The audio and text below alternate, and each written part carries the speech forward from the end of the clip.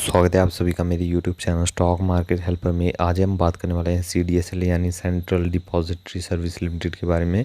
तो कंपनी का एनालिसिस करेंगे और जानेंगे क्या कंपनी हमें आने वाले दिनों में, आने वाले ईयर्स में अच्छा खासा पैसा ग्रो करके दे सकती है। तो चलिए वीडियो की शुरुआत कर देते हैं। हम यहाँ पर शुरुआत करेंगे डे चार्ट से। तो डे चार्ट में आप देखो तो लगभग 2% के आसपास की तेज़ी इसने डे चार्ट में दिखाई है। यहाँ पर लो देखो तो 1209 का लो है, 1233 का यहाँ पर हाई बनता हुआ भी नज़र आया। ओवरऑल देखा जाए तो लोअर साइड से इसने अच्छी खासी तेज़ी दी है और प्रीवियस क्लोज देखो तो 208 का है। तो कहीं ना कहीं आज का दिन आप देखो तो अच्छे खासे रिटर्न्स बनते हुए हमें नज़र आए हैं। और अभी आप देखो तो स्टॉक ट्रेड कर रहा है लगभग 1229 पर।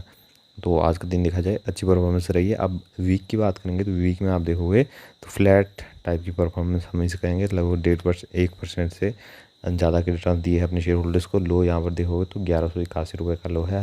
हाई यहाँ पर 1242 का इसने क्रिएट किया है। और बीच में आप देखो तो मैसिव गिरावट भी थी, लेकिन बाद में रिकवरी भी हमें अच्छी खासी स्टॉक में देखने को मिली।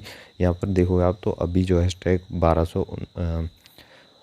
1200 के आसपास ट्रेड कर रहा है। अब आगे बढ़ेंगे, अब मंथ की बात करेंगे तो मंथ में तो हमें आउटस्टैंडिंग परफॉर्मेंस देखने को मिली। यहाँ पर देखो तो 15 से 16% से ज़्यादा के रिटर्न्स इसने अपने शेयर होल्डर्स को दिए हैं। यहाँ पर लो देखोगे तो 1028 का इसने लो क्रिएट किया, जो कि यहाँ पर हम इसने बॉटम फाइंड किया था। उसके बाद आप देखो तो अच्छी खासी इसने तेज़ी दिखाई है और लगातार शेयर अपर साइड मोमेंटम दिखाता हुआ हमें नज़र आ रहा है। देखा जाए तो अभी जो है मार्केट अपने ऑल टाइम हाई के आसपास ट्रेड कर रही है। जब भी मार्केट अपने ऑल टाइम हाई के आसपास ट्रेड करेगी तब तब जो है रिटेल इन्वेस्टर्स का पार्टिसिपेशन बढ़ जाता है शेयर मार्केट में। जब रिटेल इन्वेस्टर ज़्यादा आएंगे तो डीमेट अकाउंट भी यहाँ पर हमें ज़्यादा खुलते हुए नज़र आते हैं। प्लस जिन्होंने डीएक्टिवेट कर दिए होते हैं डीमेट अकाउंट, वो भी वापस से रीएक्टिवेट करते हैं शेयर मार्केट से और रिटर्न कमाने के लिए। तो ये कंपनी काम क्या करती है आपको इसे समझना है। ये कंपनी जो है डीमेट अकाउंट मैनेज करने का काम कर रही है। अब जितने भी डीमेट अकाउंट्स होते हैं इंडिया में 70% डीमेट अकाउंट इनके पास होते हैं, इनके पास खोले जाते हैं और यही डीमेट अकाउंट्स को मैनेज करते हैं। बाकी 30% NSDL।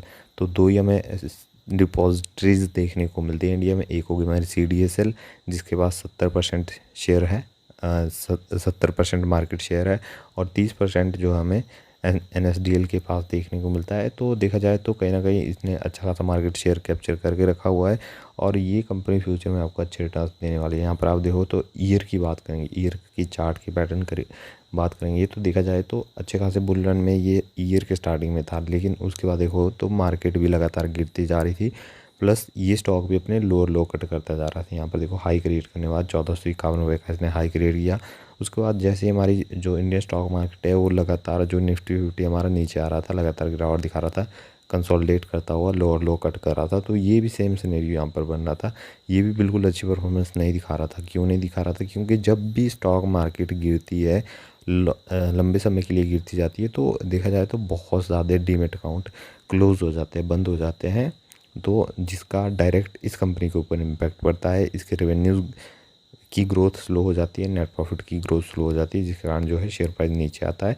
और यहाँ पर आप देखो जैसे ही मार्केट अपना ऑल टाइम हाई टच करता है, जब शेयर मार्केट में बुल रन देखने को मिलता है, तो कहीं ना कहीं ये स्टॉक भी वापस से जान दिखाता है और अच्छे रिटर्न बनाने शुरू करता है। यहाँ पर देखो तो 10% इसने 1 ईयर में रिटर्न दिया है अपने शेयर होल्डर्स को। ओके ओके टाइप की परफॉर्मेंस से कोई आउटस्टैंडिंग यहाँ पर नहीं रहा है। अब लॉन्ग टर्म की तरफ बढ़ेंगे, 3 साल 5 साल, तो यहाँ पर आप देखो तो 363% के रिटर्न है। मतलब आउटस्टैंडिंग परफॉर्मेंस हम इसे कहेंगे। बहुत ही अच्छी परफॉर्मेंस दिखाई है, बहुत ही बेहतरीन रिटर्न इसने अपने शेयर होल्डर्स को दिए। एक टाइम पर यहाँ पर लो क्रिएट किया था लगभग 179 का। लो क्रिएट करने के बाद इस स्टॉक ने कभी पीछे मुड़ के देखा ही नहीं। यहाँ पर आप देखो तो हायर हाई क्रिएट करता जा रहा था और जिन्होंने लोअर साइड पर अच्छी खासी क्वान्टिटीज़ बाई की थी उनके लिए तो इसने बहुत ही बेहतरीन टास्क दिए हैं। लेकिन जिन्होंने देखा जाए तो ऊपर के लेवल्स पे भी बाइंग किया, उनके लिए भी ये स्टॉक अच्छे टास्क दे रहा है, फ्यूचर में भी देने वाला है। अभी देखा जाए तो बहुत ही कम डीमेट अकाउंट इंडिया में खुले गए हैं, लेकिन आने वाले दिनों में, आने वाले सालों में डीमेट अकाउंट की संख्या बहुत ही मैसिव तरीके से बढ़ने वाली है और बहुत ज़्यादा डीमेट अकाउंट खुलने वाले हैं। तो डायरेक्ट इम्पैक्ट, डायरेक्ट प्रॉफिट इस कंपनी का बढ़ेगा और अच्छे जो है कंपनी नंबर प्रेजेंट करेंगी, डिविडेंड पे करने वाली है अपने शेयर होल्डर्स को। अब मैक्स चार्ट की बात करेंगे तो मैक्स चार्ट में भी 70% के हमें रिटर्न देखने को मिला है। तो कहीं ना कहीं इस स्टॉक ने बहुत ही परफॉर्मेंस अच्छी रही है। अब यहाँ पर आप देखो तो हमें अलग अलग चीज़ें देखने को मिली।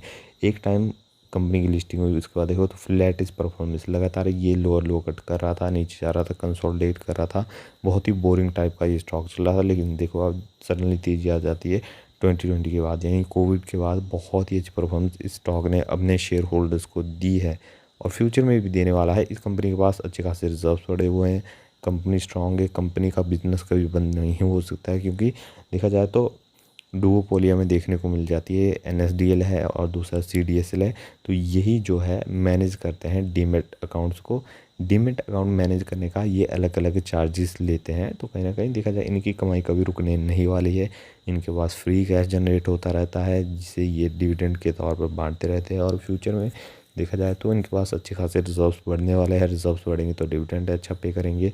और प्लस इनके जो क्वार्टर ऑन क्वार्टर बेसिस पर नंबर्स है, जो रिजल्ट्स है, जिन्हें हम फाइनेंशियल रिजल्ट्स कहते हैं, उनमें भी अच्छा अगर ये कंपनी करती है तो कहीं ना कहीं इसका जो शेयर प्राइस है वो शूट होने वाला है। अब यहाँ पर देखेंगे फाइनेंशियल ट्रेंड्स, कमाई देखेंगे कंपनी की तो 284, 400, 605 करोड़, और फिर देखो अभी हाल फिलहाल में 620 करोड़। नेट प्रॉफिट में भी आप देखो तो यहाँ पर 106 करोड़, 200 करोड़, 311 करोड़ और फ्लैटिस परफॉर्मेंस। देखा जाए पिछले 1 सालों से लगातार मार्केट जो है फ्लैट चली है, तो यहाँ पर फ्लैटिस परफॉर्मेंस रही है 275।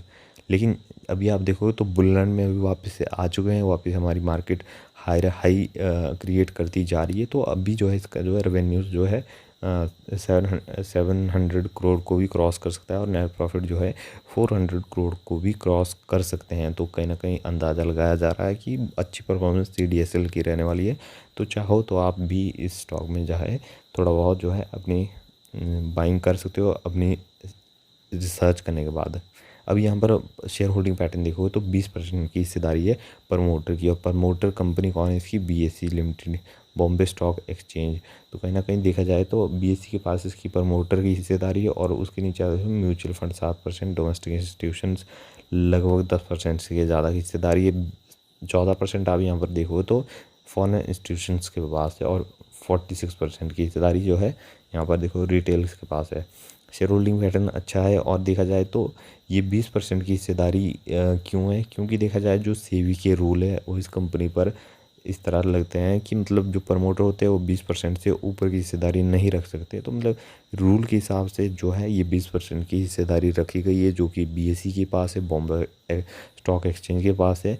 तो कहीं ना कहीं देखा जाए प्रमोटर कंपनी भी इसकी स्ट्रांग है और ये कंपनी खुद ही बहुत ही अच्छी ग्रोथ दिखाने वाली है आने वाले दिनों में, आने वाले सालों में। अब यहाँ पर डिविडेंड ग्रोथ देखोगे तो 2018 में 3 रुपये का डिविडेंड दिया कंपनी ने, 19 में देखोगे 4 रुपये, फिर 2020 में कोविड के टाइम में, पेंडेमिक के टाइम में भी कंपनी ने अच्छा डिविडेंड पे किया 4 रुपये 50 पैसे, और फिर देखो 21 में 9 रुपये पर शेयर डिविडेंड, जो कि मेरे हिसाब से बहुत ही अच्छा है। उसके बाद देखोगे तो 2022 में 15 रुपये पर शेयर डिविडेंड। डिविडेंड ग्रोथ लगातार बढ़ती जा रही है, लगातार ये कंपनी अच्छे डिविडेंड अपने शेयर होल्डर्स में पे कर रही है। तो नो डाउट डिविडेंड के लिए भी अच्छी कंपनी है, लेकिन डिविडेंड जो है हमारा फर्स्ट जो है प्रायोरिटी नहीं होनी चाहिए। हमें चाहिए वेल्थ क्रिएट करनी है तो लॉन्ग टर्म में रुकना पड़ेगा और अच्छे शेयर्स होल्ड करने पड़ेंगे। सीडीएसएल जैसे शेयर जो है अपने डीमेट अकाउंट में होल्ड करके आपको लॉन्ग टर्म के लिए रखने पड़ेंगे, तभी आपको यहाँ पर रिटर्न्स बनेंगे। अब यहाँ पर देखो तो ऑलमोस्ट डेट फ्री कंपनी है, कोई भी डेट नहीं है कंपनी के ऊपर। 2 करोड़ का डेट यहाँ पर देख रहे हो आप, तो ये मेरे हिसाब से शॉर्ट टर्म डेट है, जो कि कोई भी मतलब ये मैटर नहीं करता। यहाँ पर देखोगे आप तो रिजर्व्स कितने हैं, 1000 करोड़ से भी ज़्यादा है, 1109 करोड़ के रिजर्व्स कंपनी होल्ड कर रही है, जो कि एक टाइम पर आप देखो तो लगभग 700 करोड़ के आसपास थे, फिर 900, फिर 1000 करोड़। तो कहीं ना कहीं कंपनी जो है लगातार ग्रोथ दिखा रही है, चाहे रिजर्व्स हो चाहे नेट प्रॉफिट हो, और फ्यूचर में भी ये रिटर्न्स आपको बना के देने वाली। इस कंपनी को स्टडी ज़रूर कीजिए।